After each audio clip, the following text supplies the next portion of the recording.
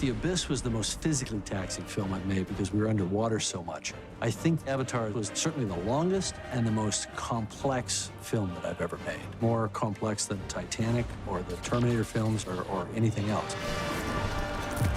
On those films, especially the Terminator films, we broke new ground with the CG effects and so on. We were always trying to push the envelope. This time, it pushed back, and then we pushed harder, and it took a long time.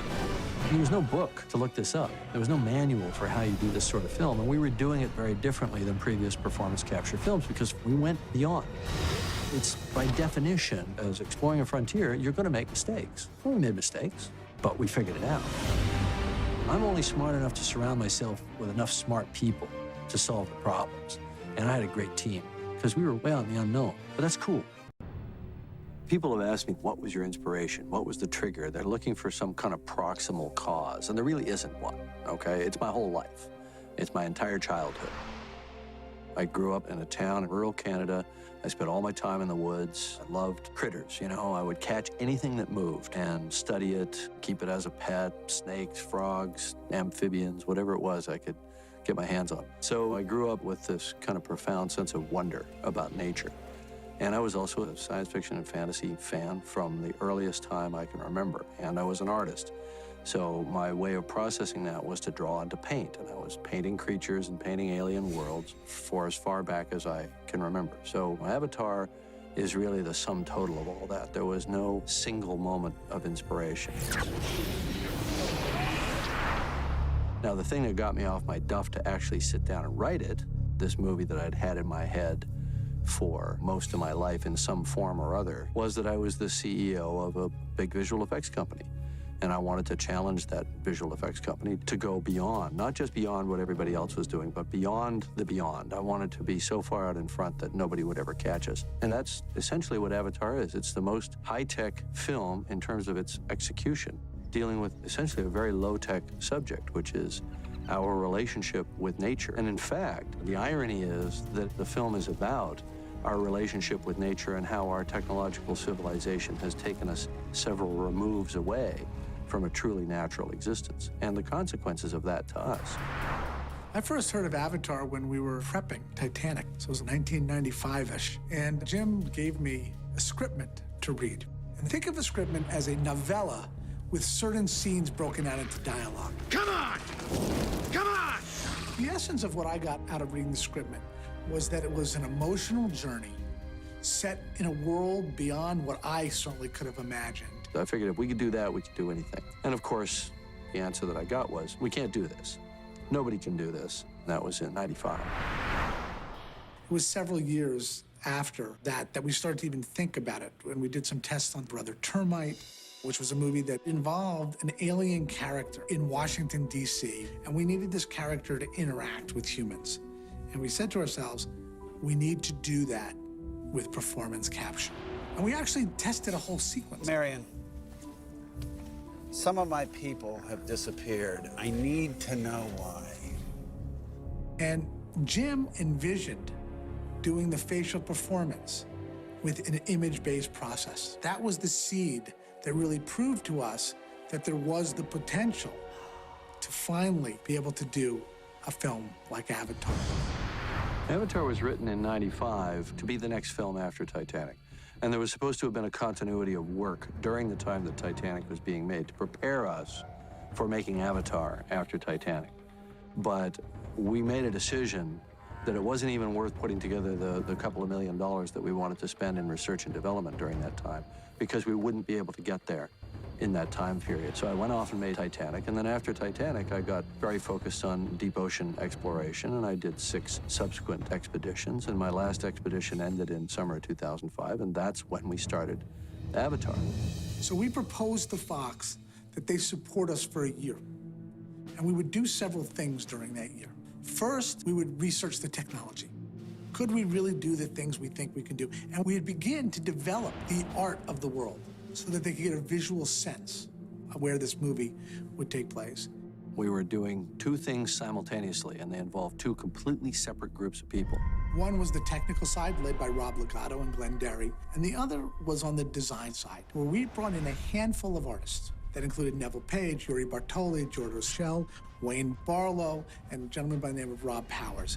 They went out to Malibu, where we set up in a facility so it could be near Jim, working on the designs for the film. We got the best artists we could find that had excellent portfolios, beautiful work in the fantasy and science fiction area, brought them together, formed a small core team. They wouldn't even tell me what the project was. I had no idea. We go in, we have this meeting with Jim, and we get the scriptment, we read the scriptment, and we start seeing all these big design possibilities. There's a whole world. We're salivating because this is the chance to really come up with some new stuff, something really unique. It was going to be this really colorful jungle world, of Pandora, very alien.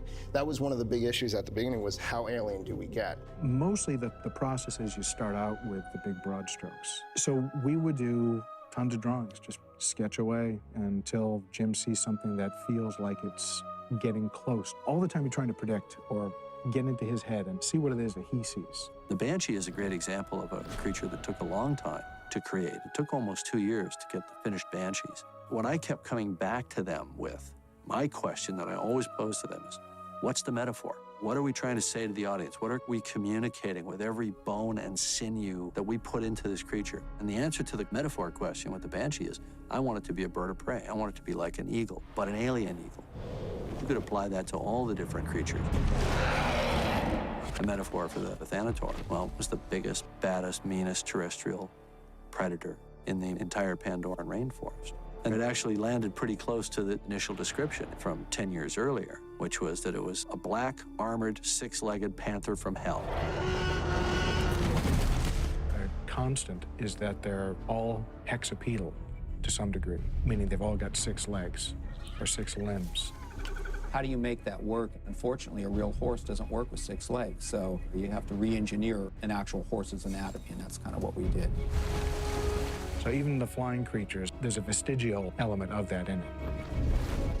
We looked at the colors of poison dart frogs and tropical reef fish. This is one of the things that I think is going to separate all the creatures from a lot of creatures done in the past.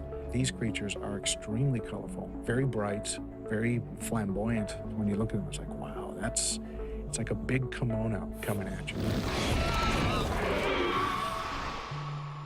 The Na'vi took a long time to design, but the blue color was never in question because I felt that it was a fundamentally alien skin color that could be quite beautiful. But the idea that they incorporated animal-like features, cat's ears and cat tails and a slightly more protrusive muzzle and a kind of a flatter, more feline nose, big eyes, lemur-like eyes. This was all something that we arrived at over the course of designing these characters. We initially started out with kind of more amphibian-like and reptilian kind of forms and alien structures, kind of antennae and things like that. And we kept realizing that it wouldn't work as a love story to see them not be attractive, but they couldn't be human. And then they kept coming back to just blue-skinned humans. I said, well, that's no good either. So we have to find ways of pushing away from human, but in a way that people would not find off-putting, and in fact might even find to be kind of quite beautiful. I wanted people to say, I want to be one of them. Our art department started out working in flat artwork. We had nothing that we could hold up that was tactile in front of us. And we realized we had one of the great sculptors in our business on the show. And we tasked him with starting to sculpt out and build the characters. One of the most important things about the maquette is not that you're just showing the design. What the maquette allows us to do, it gives it the human touch, and it also imbues the character with a sense of character that cannot be stressed enough. You get a sense of attitude. The amount of character that you can get in clay, as far as I see right now, is still superior to what you can get in just a digital rotatable model. It's interesting. Stan Winston Studios did something on this movie that Stan Winston had not allowed them to do on any other movie in the past. They initially worked only as concept artists. The Na'vis don't all look alike. They all look like Na'vis, but they all have very implicit and very distinctive characters. And that's, of course, what we're most proud of, is you look at these characters and they are very, very rich and specific and quite mind-blowing. When Jim first came to us, he was looking to help flesh out the Na'vi character. He already knew some of the parameters. They were going to have markings, and he knew the basic overall size. So that's what we started doing, was creating Na'vis, trying to get a photoreal kind of essence of these people. What happened in April of 2005, Rob Legato came to us and showed us some tests that he had actually done where he used a virtual camera, but in a post-production method. And he had the idea that he could apply that same thing to performance capture. How it started was essentially coming up with an emulation of how we like to make live-action movies. Normally, you go into a film and you at least have a basic idea. There's a process that's been in place for, 100 years towards creating these images. But Jim wanted to do it different. And I remember the day that Jim and John visited the Beowulf set, which basically was a blind cap paradigm, which means reference cameras only for the performances of your actors and not seeing any rendered caricatures or environments at all. And I saw this little glint in Jim's eye, and I knew he was up to something, but he didn't tell any of us. He didn't tell me. That's basically the genesis or the idea where he says, I think we can do a tool for the director, enabling him to come up with real-time performance capture. So we had to come up with a way that was sort of director-centric and gave him the tool set that he needed to be able to work with. I went to Jim and I said, I can make this thing that you would like. So essentially, out of spare parts, made a virtual camera. So we put you in a spatial volume. The volume is the stage, and the stage is really what we can capture, what our cameras are seeing. You've got a bunch of markers on the actor's body that are being picked up by hundreds of cameras. So the hundreds of cameras are providing different views of these markers. Each camera's image just looks like a cloud of dots. And then the computer is creating a real-time moving skeleton of you. From that skeleton, you now can drive a computer-generated character. And that image is then pumped out to me at the camera. When somebody is standing in front of the camera, I don't see them, I see their character. So I'm basically walking around with a monitor. There's no lens on this thing. It's just a markered object that the system recognizes as a camera and pointing it at things. And it's showing you what that would look like through a real-time computer render. So we call it a camera, but it's not truly a camera. Good. Save that, please. It wasn't until we brought in Rick Carter and Rob Stromberg that the world of Pandora really came to life. Actually, I was only supposed to be on this film for 2 weeks. I came on because Jim needed help with a presentation to the studio. I did a couple of images, and Jim saw those and said, you know what, you're staying.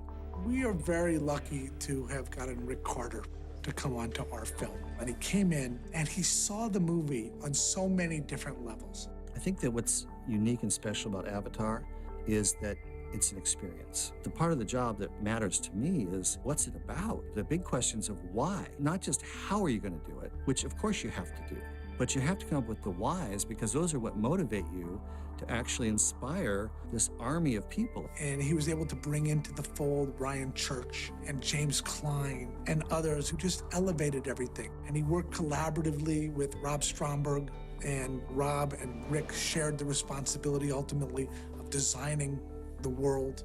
This is a real alien planet. The degree to which Jim has thought through the ecosystems and the interactions, this is the first time I've seen anything like this. When you first get there, it's actually a very scary place. We wanted to play out the haunted house factor, the sort of, you don't want to go in there. But then over time, as the characters develop, so does the environment. It develops into beauty, and you get to respect it much as the people who live there respect it. It's a very primeval landscape. Huge, craggly mountains, exciting ring structures from magnetic fields and stuff like that, and then, of course, the giant floating mountains. So it's very science fiction, but yet we're trying to take those very science fiction things, but kind of ground that in sort of a reality. For inspiration, we looked a lot at various regions of China, such as the Guilin area and the Zhangjiajie area, because they have these limestone formations called karst formations. And we also reference a lot of South American jungle, a lot of Venezuela, areas around Tepuy and Angel Falls.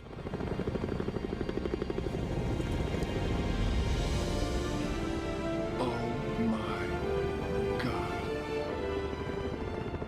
For like the smaller things, such as the alien plants, we would reference a lot of small lichen, small succulents that actually exist on Earth, exotic flowers, and just really play up the scale of those. Jim was really adamant about wanting Pandora to be possible. So his vision was to really have as much real and good science in it as it could be. On Pandora, or anywhere, The environmental factors that would have the most influence on plants would be the light, the solar radiation, which is needed for photosynthesis. So on Pandora, there's a very strong magnetic field and very weak gravity, so plants were able to grow much larger. So gigantism, the large trees, the large plants. That is one big damn tree. By starting out with the designs and the daytime stuff, it was after that that we got into the bioluminescence. The idea that there is fairly low light could conceivably cause plants to evolve bioluminescence. We wanted it to have this kind of dreamlike quality. But the eye needed to be educated through the experience of the film. First, we're going to fly down through clouds. Then we're going to go to this human base.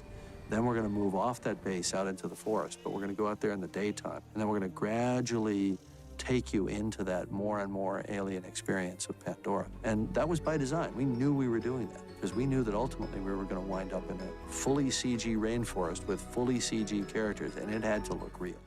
Thank you for clicking on our video, everybody. If you like what you saw here, please make sure you like the video and subscribe and share with your friends who like this sort of content.